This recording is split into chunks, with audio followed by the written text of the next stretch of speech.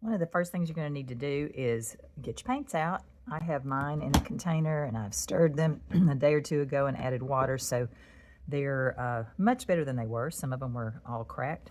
And I'm selecting brushes. And today we're going to look at layering a sky. This was a piece of cheap, inexpensive watercolor paper that I put clear gesso on. And I don't know what kind of paint that is. That might be, might even be acrylic. But I'm going to just ignore it and paint over it. I've also testing how well it does with tape because I really like the finished look. When I'm working with a sky and has layering of clouds, I want to layer in the farthest away from me. And I'm using these disposable palette papers because you can come back, lift it up, and reactivate what's underneath. So what I want to start with is a fairly good sized brush. I know most of y'all have this Benici set. So because I'm going to work fairly big, I'm going to get a larger one out. 11. Excuse me. I want to lay in some of the vibrant colors in here that hopefully will peek through. So I'm going to start with this orangey tone under here. I'm going to have the water up a little higher than what's here. So this orange, wet my brush. If it drags too much, add some water. But I want it beyond where you see it because I want it to peek through. So this is cold press paper with, I'm gonna, hold on just a second. I want my horizon line straight. So I'm gonna lay my brush down. I mean my ruler down. Well, look at that. I couldn't get that straight. There, we try that again. Okay, that's pretty bright. And I'm gonna add a little bit of pink to that. Better put that back down. While it's wet, streak in some pink. That'll work. And then I'm just gonna wipe my brush off, pick up both of those. I'm gonna cover up what I just did, just lightly. And I think I'll add a little bit of that. I don't want it quite that. Yeah, there we go. A little lighter, because the water will be lighter. So I'm gonna just streak some of that in to give the water a little base color. Rinsing out my brush, I'm now going more toward a warm yellow that will come back up underneath some of that sky. And we'll see if I can cover that up a bit. Now, yellow and blue make green, so you don't want to really mix your yellows with your blue. So as you're touching some of the area, not all of that's going to be blue, so that's why I'm skipping some spots. Okay, rinse my brush, dry it off a bit. Now I want to get, I think this blue here is going to be a better blue for the sky, and then we'll add a little bit of the ultramarine blue later. If you want to work with this kind of palette, when you're working with a soft brush, it doesn't lift out the color very well, so I like to have a palette knife to dig out some color. Oops, thought I had that secure. There we go. Well, it's sitting in its lid because I don't want the lid to run away. All right, so I'm adding water, mixing a puddle over here, and I'm going to start at the top. I know I want that darker, so I'll pick up a tad more. Oh, I didn't get any of that, so I want that. You'll hear a little scratching because the clear gesso gives it a little grit. It does, and gouache does dry darker. I said I wasn't going to cover that up, but I decided I wanted to. I'm not going to drag a lot, go over and over and over where the Need to get that a little lighter. See, I'm using a bigger brush now, so I've got to be careful of damaging the bristles because they don't fit in the wells of the paint. That's why you need something bigger off to the side to paint on. And we're going to come back with thicker paint after this dries. Okay, the joy of having a bigger brush. Actually, let's block this off again. I want some texture in the water, but I don't want a whole lot. So this bigger brush, whoops, did a crooked line there. Bigger brush allows you to hit the water, but show some of the color through. All right, so while I'm on the water, kind of letting that dry, I picked up a dull brown blue that was mixed up over here from a previous painting, and I'm going to lay in, oops, let's see, might need to put my, we'll make that land back there and make it a little taller. And the land is going to be a lot darker, and of course this is going to be much darker when I'm through, but I'm just tapping in some color to establish the water line. And it's going to be dark, it's going to be thicker as we work. We start with thin to thick. So I want to I just dipped my brush in the water so that I could create a better line, and I'll come back with this even with some other colors later. I think I already said that. Okay. This is fairly dry. I want the sky up here to be a little bluer and a little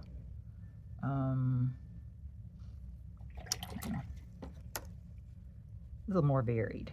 So I'm going to pick up this filbert brush that's curved.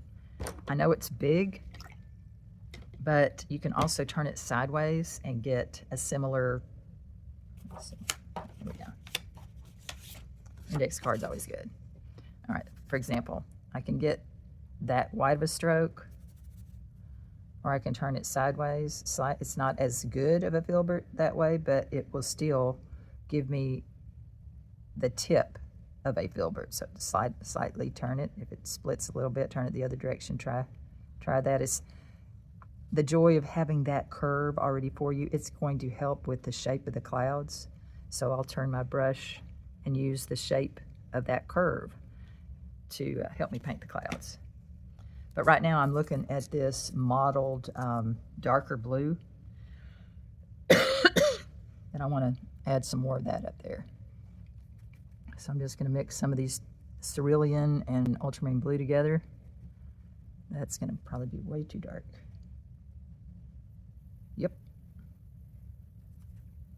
Water it down. Yeah. Okay, I see I'm just laying it on its side. I'm just kind of speckling it in. Wipe it off. My brush is now just damp, and I can now kind of pick it up and move it around. Just using the side of the brush. Put a little bit over here just in the background. When you're using this grit, don't, well, I wouldn't ever push the brush toward the end of the brush, don't move the brush toward the bristles because you're gonna rip up. So always try to move the brush toward the handle, and then you won't tear your brushes up so much. Sometimes you need to move, the painting. So make sure that it's arranged where you can maneuver it the best you can. All right, I'm gonna go ahead and get some of these heavier, thicker clouds in. I don't want to reactivate what's underneath too much. There's a tad bit of red there, which is good because it'll help neutralize that blue so it's not so vibrant. So when you have an underpainting with gouache, if you can barely touch it, barely, see see how I'm holding the brush? I mean, it's just balanced in my hand, and I'm dragging it across.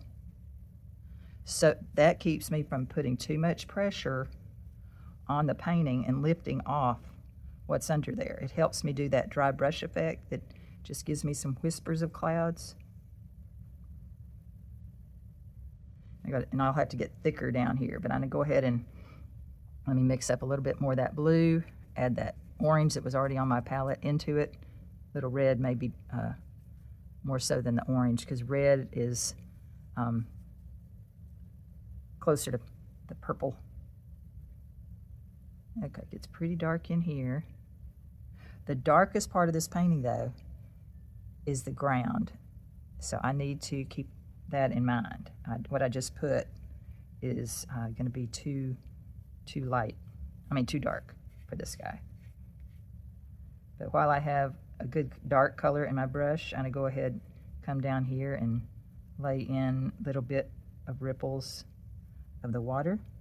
This isn't as speckled, so I'll come in and smooth that out, just dragging my brush over it because it has water in it. It's damp. So that's too thick to be that far out. So I'm going to come back toward the land with a faintly, there's hardly any water in my brush. It's just damp. All right, I've left this to be pretty awful right now.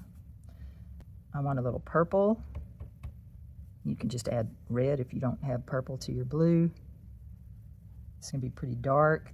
Gouache does dry lighter, so I'm just going to add just a tad bit of white in there. It's kind of a dark periwinkle, that's what I'd say. All right, so I'm going to do another, take my ruler. I want to kind of dry brush where the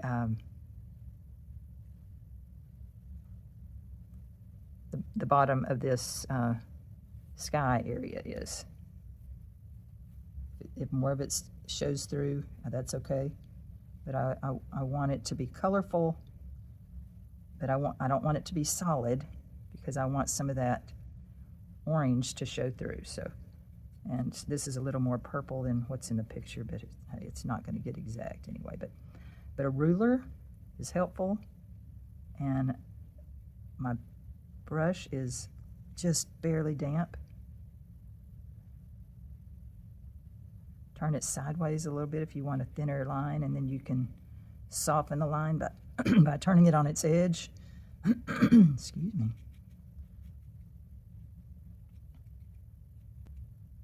So I'm looking where some of the shadows are. Man, oops, sorry, hit my head on the phone. Okay, it's really light in through here, and I wasn't looking at my reference. Rinse my brush off. Okay, so I'm going to now come back. I can lift off where I put too much dark. This paper is sealed with clear gouache, not clear gouache. Sorry, clear gesso. But because it's sealed, I can manipulate it a little better and lift things off. See, I can make this now a soft edge. And I'm not doing this with an expensive brush. This whole set was like 20 bucks. So that's another reason why I use these brushes, because if I'm a little rough on them, it's okay. I didn't pay that much for them. But you see how the ripple of that comes in? Now I'm looking here. I really have to let that dry to see how light it'll be while that's drying.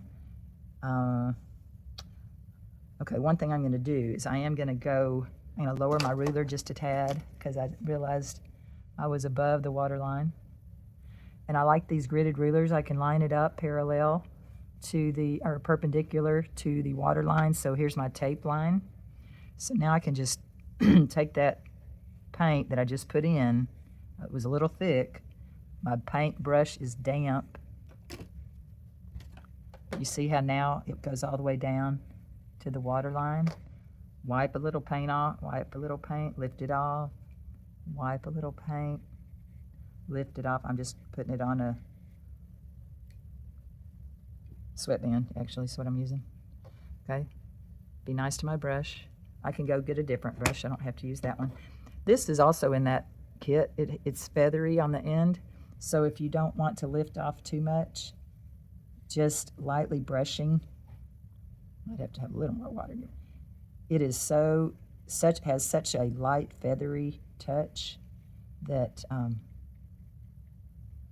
might have to tap it a few times. All right, while I have this, I'm going to load it. It's going to be very wet, and I'm going to drag. Let's see if that'll. Nope, not enough. I'm going to have to use a different brush probably. Glaze it, kind of glazing with gouache. You have to let it dry in between to see how much it soaks in.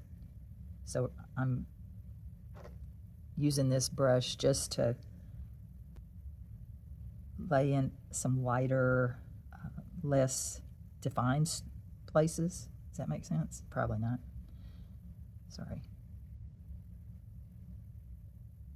It's really good to soften edges. Now I like that showing through here, but what I don't like is, what I don't like is I need some of this blue down in my reflected water. So I'm going to come back over here. I'll see if I can get enough on this brush. It might be too watery, but I don't want it very. You see how it just kind of puddles? I think it's going to have to. It's going to soak down into what's below it.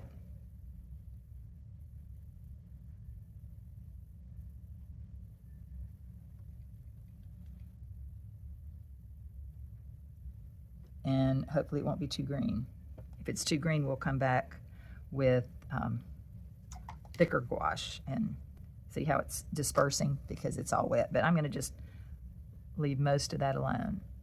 All right, see what this brush does when it's wet. So I'm going to rinse it out. I'm leaving that part alone. I'm going to see how it'll dry. I'm already concerned that I got this too wet in here and it's getting too light. But I don't want to dab it because then I'll make it really light. So I'm going to leave it alone. Now I'm going to come back with, this is a Utrecht Sablette. It's a round brush, but it doesn't have a sharp point. It's almost like a skinny filbert. I think if you had a, Mike has an Egbert, I think it's what it's called. It's a cool brush because it's like a skinny long filbert. When I'm adding layers, the softer your brush is and the more delicate the touch is, the less your gouache will reactivate. So what I'm going to do right now is I'm going to mix, I'm going to take some white. Let me clean up the end of my palette knife. I'm going to take a chunk of white. When I'm working with a light color, it's easier to start with white if it's going to be really light, and then just tint it over here. So it keeps your, see, I had two whites. This is the one sometimes I'd put my brush in and mix in. I'm trying to keep that one pure. All right, so I have that pure white, and these are not pure white. They lean toward the yellow, and some of them have kind of a violet tone. So the shadow is what I'm going to do first. The violet tone, what I can do over here is just come to my palette and look for something that's leaning a little toward violet. And I'm just going to tap in.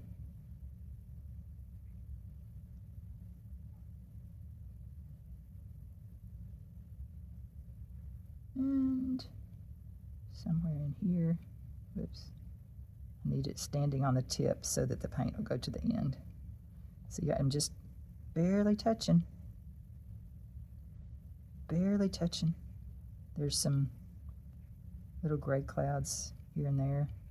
And again, this is by no means going to be a exact replica. You don't even try to make it too exact. It'll frustrate you. Okay, here's purple and blue over here, so I'm going to pull in some of this.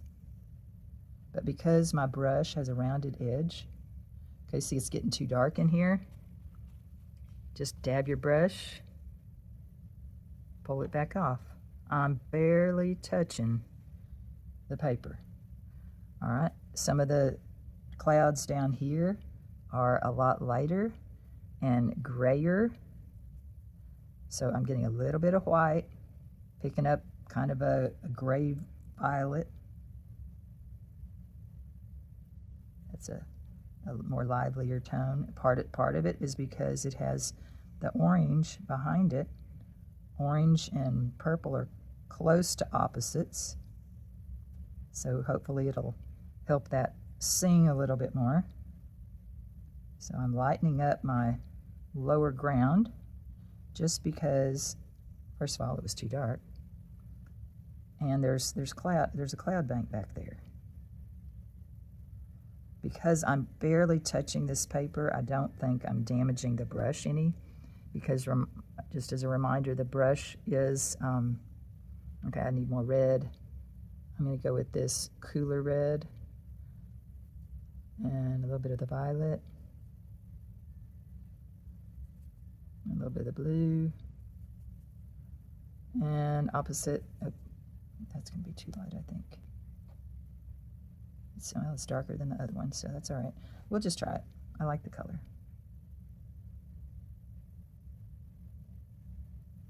This what was down there was a little green. And the clouds toward the shoreline or to the horizon bank, they layer. So you want to have less height in them.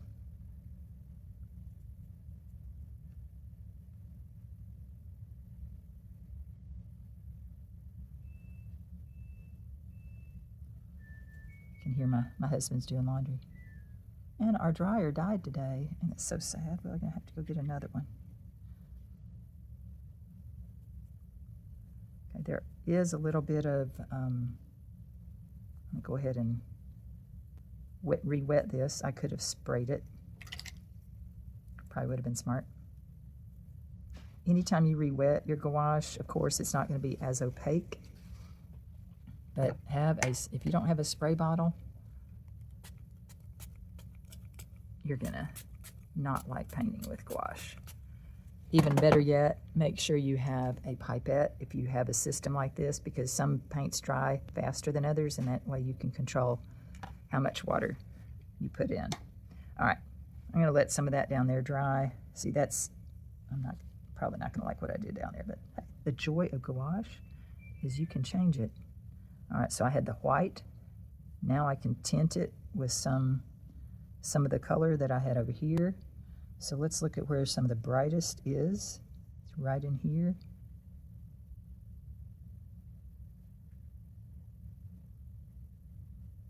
All right, this is when you really need a different brush to drag out. And this is why I love to have my paper taped. When I drag things off, then it's still going to have a nice edge. I can drag them in, and I can drag them out. I can just wiggle that edge a little bit.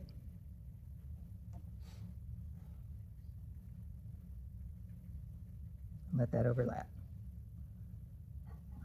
Add a little bit of light right in where the clouds are. That's going to probably be too light. Visually, it might work because I'm barely touching. I'm letting that darker show through. It's just a whisper.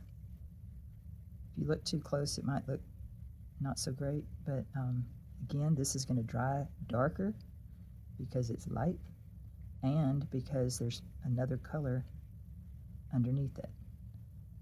I'm not liking that at all down here, so we'll definitely come back and revisit that. Okay. You just play with the brushes you have and see what you can get to lay down. Point the brush. I might turn this around. The point end of the brush should be toward the light.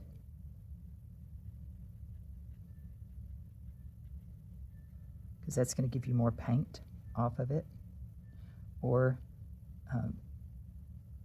if you hold it this way and press a little bit more, the curve of the paint will be on the bottom of your brush, because as you press down and lift up, it creates a bend that way.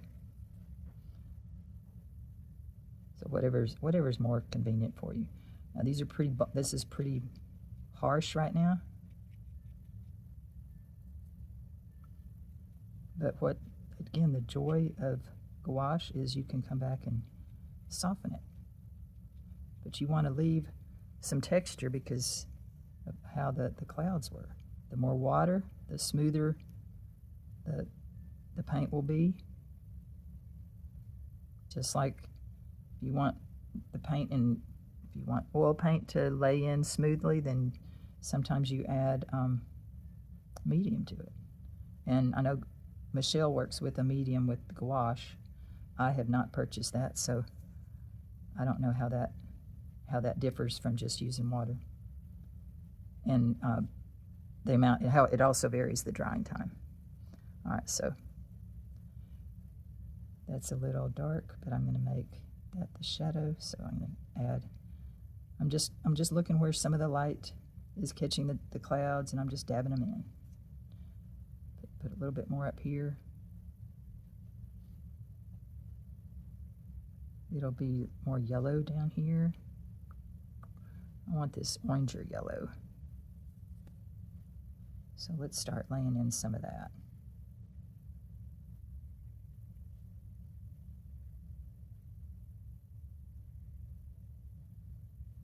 Another cool thing when I'm dealing with sunrises and clouds, if you have some nupastels, which are a hard stick pastel, you can come back and add just little wisps of it on the edges of your clouds.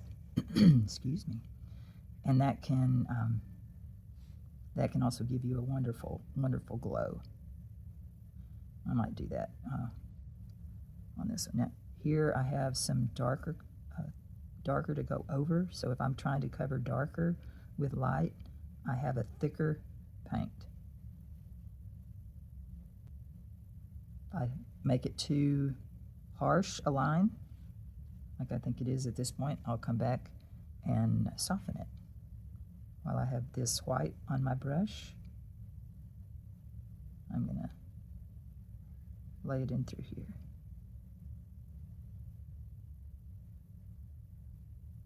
Now, I haven't backed away from my painting at all, and I would recommend that to anybody.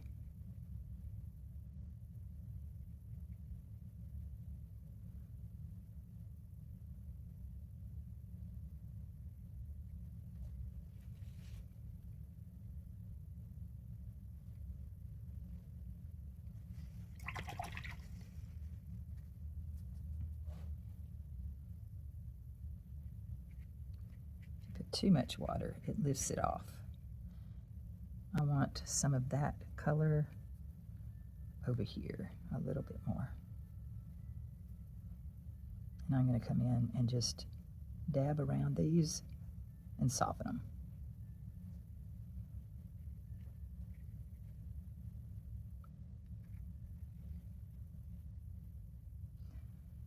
Okay, I'm going to make the clouds in the bottom of the painting a little thicker. So I started, excuse me, started with the blue and the violet, purple, whatever color you want, and added white to that.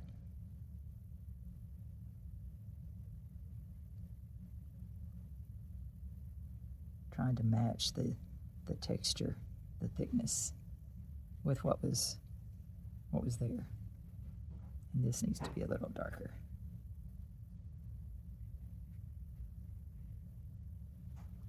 That is way too harsh of a line and too dark, but again, we're going to see how it dries. I need to lay my ruler down again. Line it up, perpendicular and parallel. The water, the sky right above the water is darker, and I want to make sure that I show that.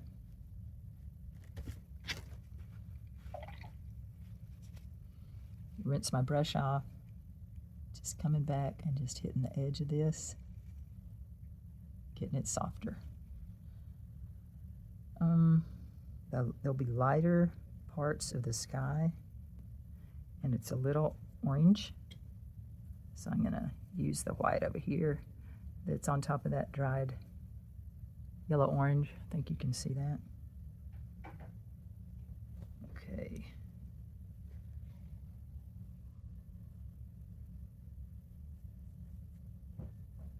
Light touch again.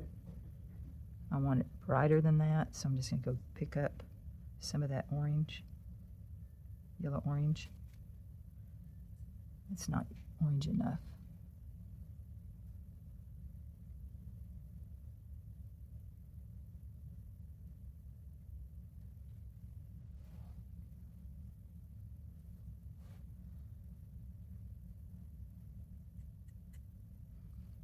Change brushes.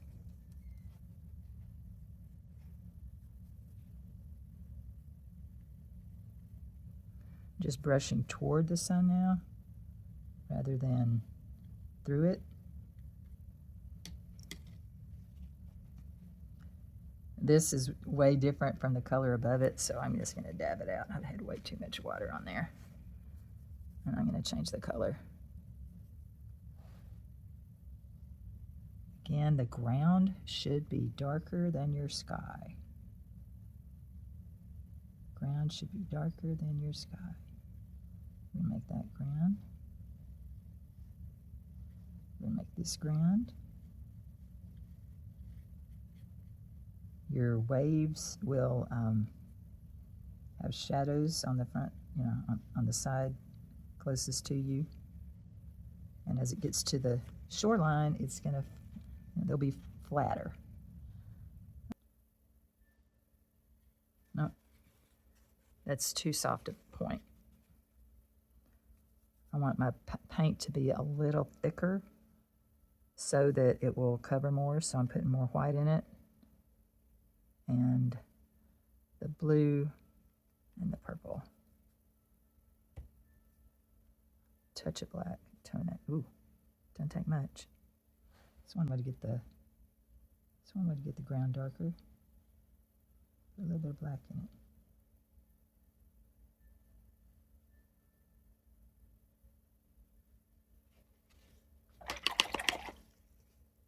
I don't like that right there, where that just draws my eye.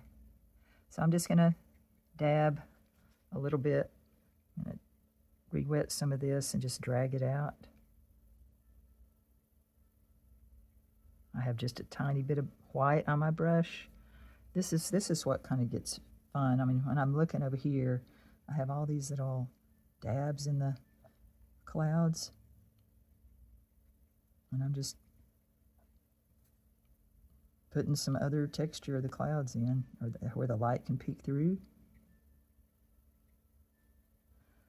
Where the clouds are the brightest, you can come back and add a purer color toward the end, a thicker paint.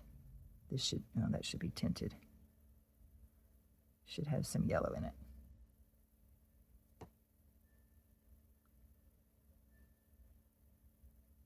And I'm saying this back here should really be a lot more colorful.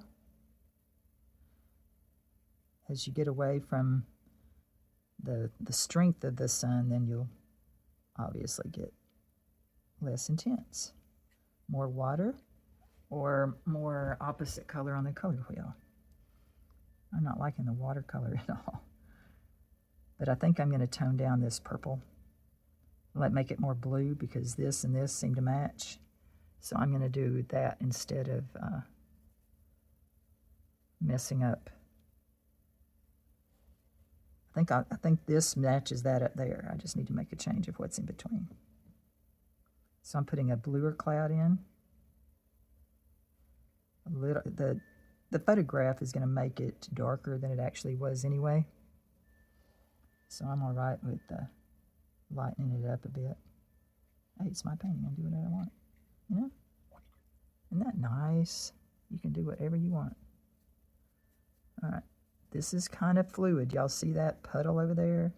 When it's fluid, touch your brush, take some of that water off, and then see if there's enough color in it to make a difference. There's not. It's too wet. If it's too wet, it's just gonna not do what you want. Well, depends on what purpose. I want a blue-gray is what I'm going for. Yeah, I like that better. All right, you see how now I can lay it in and I see the color difference? It also, I have a soft brush, so I can lay it in.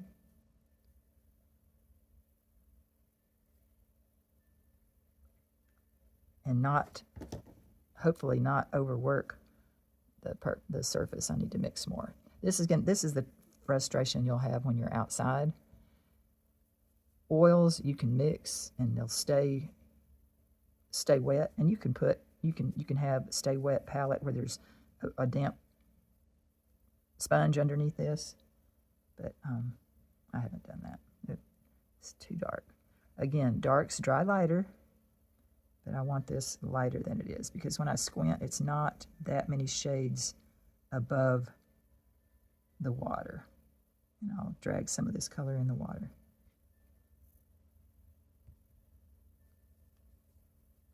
A blue-gray. I don't want that puddle to get in because that's going to mess me up.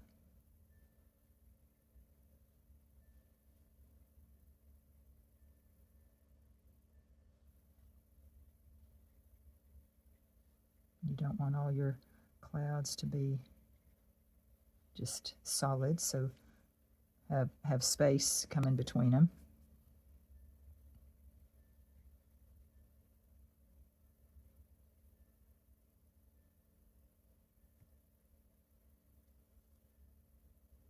I just drag my hand across, if I'm on the edge of my table, so hopefully I'm not,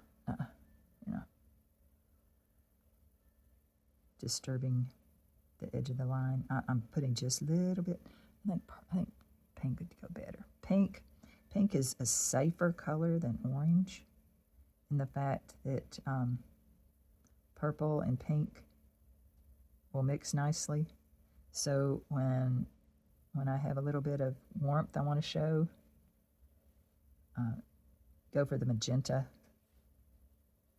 if the orange is mixing too much with the other colors and making the purple and blue dull. So I'm going to add a touch of that. Ooh, that's a big touch.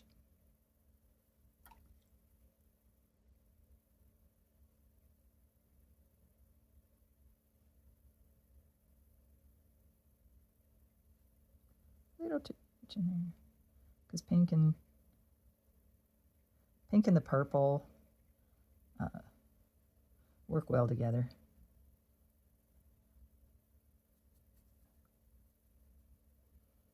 So, this is in the way. Get it out of the way. There's not much shadows up there. I was just trying to tone that down a little bit. Bring that color on up.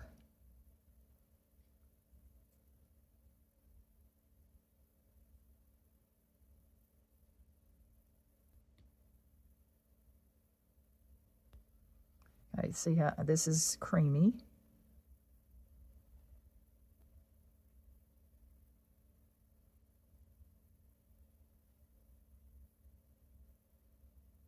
The creaminess will cover up the other, and it'll flow on your brush.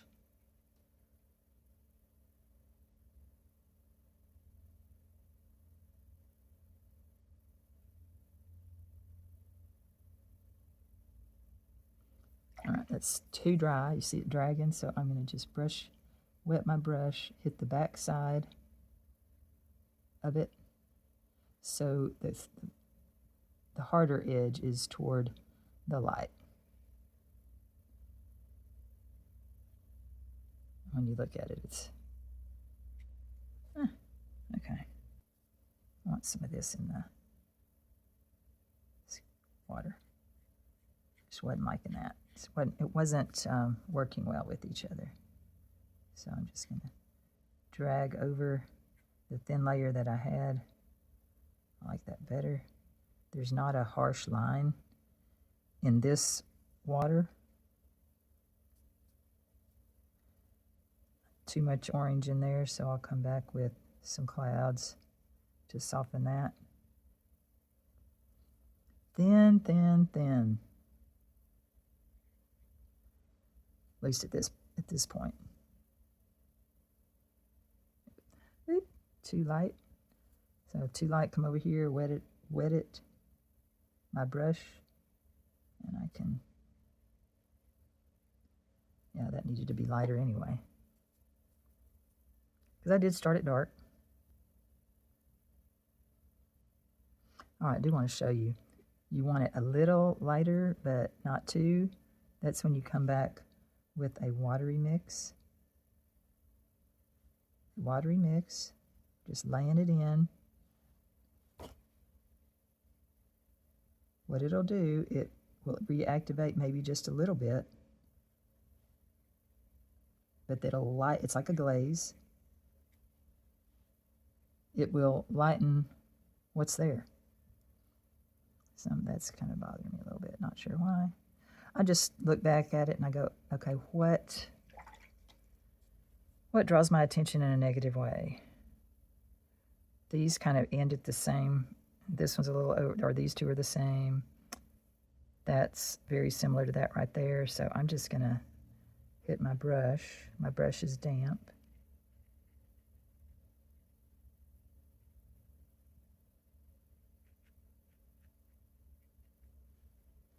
Move that away. Anything I want to soften, I can come back with a damp brush, reactivate the paint. Be careful of, depending on what surface you're working on, sometimes you can just lift off the paint. You might not want to do that. I'm going to add a little more wispiness of the clouds back over here. It's not very thick, so it's going to dry a lot darker. And I want a little bit of that. It's too thin.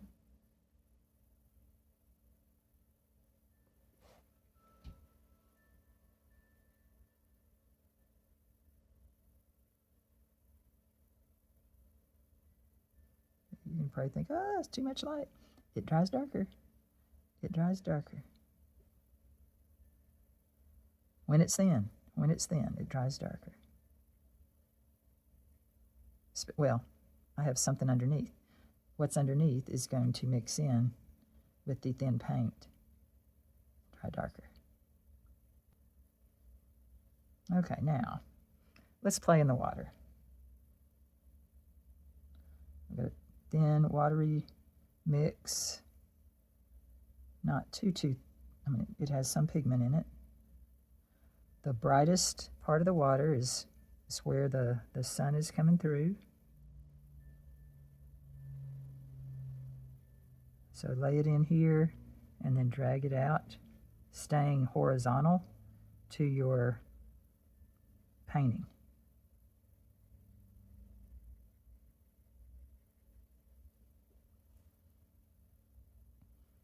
If you want to add people,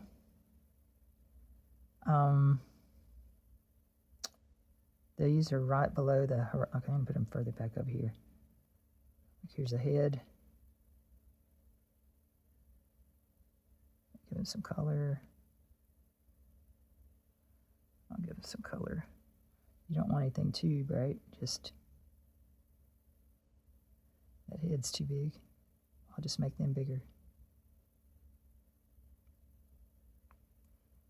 And they won't, if, okay, I didn't have too much water. Get a smaller brush, Carrie. Why fight it? Yeah, why fight it? I have a 000 animation rosemary brush. What's wonderful about having something like this, because it's small, first of all, it won't hold much water. So if you mix a color you want to use, and don't do pure black for a silhouette, make sure there's no water hanging off the tip of of this. So see the difference? All right, so there was still some water from the previous paint. So I'm going to pick up a little bit of red, mix it with that green just a tad. Let's make a blob. But you kind of want to give them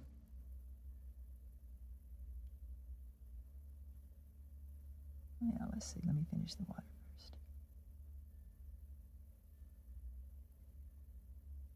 If the head's too big, which it often is, you can come back after it's dry and cut around it with the paint that's in the background.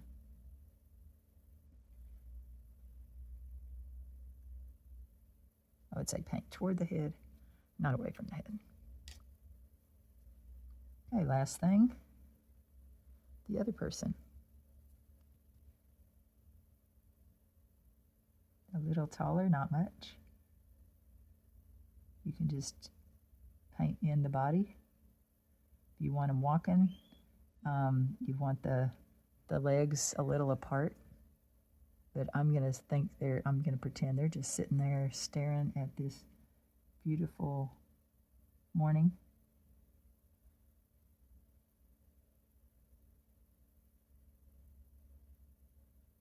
Big guy.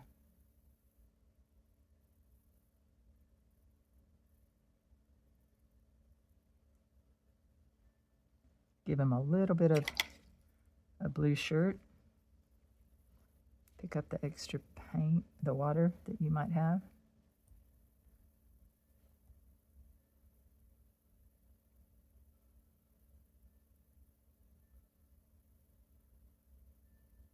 It was a little wet. Okay, roll the paint.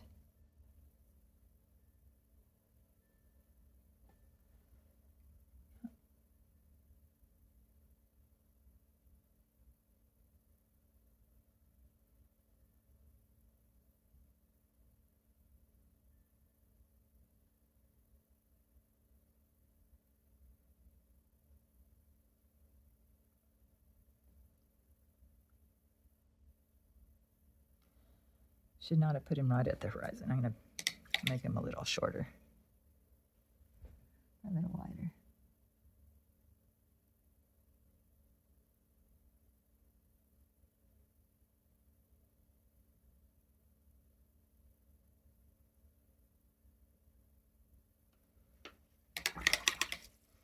Want to make sure there's a little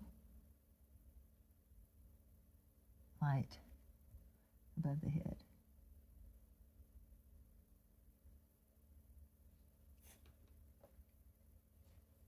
I have to work on that. He's too skinny.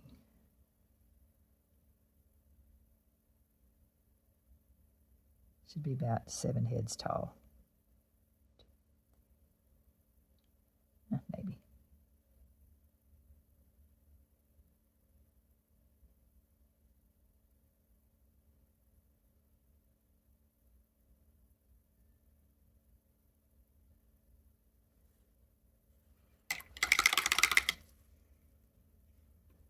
I'm going to stop before I totally ruin it and let it dry. I'm going to take off the paper and see how it did. Again, this was inexpensive watercolor paper painted in gesso. So if you don't have the money, or you feel like you're not a good enough artist to use really nice quality material, that was me for years. I still struggle with that, even when it's been given to me. That's the sad thing. Okay? So, I'm always trying to find ways for everybody to be able to afford what they want to do. All right, see, that came off just fine.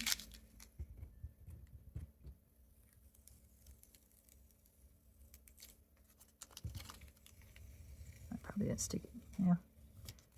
Didn't quite stick it in, it peeled off the paper just fine. Sorry. Might not have pressed down as hard as I should have. One thing I think everyone should have is a set of mats where you can lay it down over a piece and go, oh, I kind of like that. So this got a little lost. It's not a exact standard size anyway, but that I like. So that's what I'll keep. So let me know if this was helpful. Layering, the amount of water in your brush, how stiff your brush is, how dark the background is. Do you want to lighten it, darken it, let the colors show through? There's so many different things on this particular painting that we touched on, and whether you add people in your picture or not, I'm going to add more and more as I get more comfortable with it. And if it didn't work out, you can lift it off. And that's the joy, again, of gouache. You can lift it up. Now, if I had not put gesso on this, it would not have been, the cheap paper rips with tape all the time, and you can't lift off and remix as well because the paper will tear up. But Arches, 100% watercolor paper, any other watercolor paper that's 100%. Hot press is a smooth surface too, and that'll, but with this, with the wispiness of the clouds and the speckledness of this, I really thought that the cold press would be a better fit than the hot press. Let me know what you think. Subscribe if you haven't. I really appreciate it. In the class I was teaching yesterday, I came back to this painting that I had done as a demo and showed them how when you put a frame or a mat over it, it can really frame in a piece well. I also showed them how to add a little bit more intensity of the color once your painting's dry, and you have two choices that I like to do. Now, I put a line on this painting so I wouldn't paint below that because I didn't want to screw up what I did. But your two choices are get some really intense gouache. This was from the Arteza Neon set, and I just put just a little dab. You don't need much because you're just using this as highlights and pops of color, like a spice color, as Karen Margulis would say.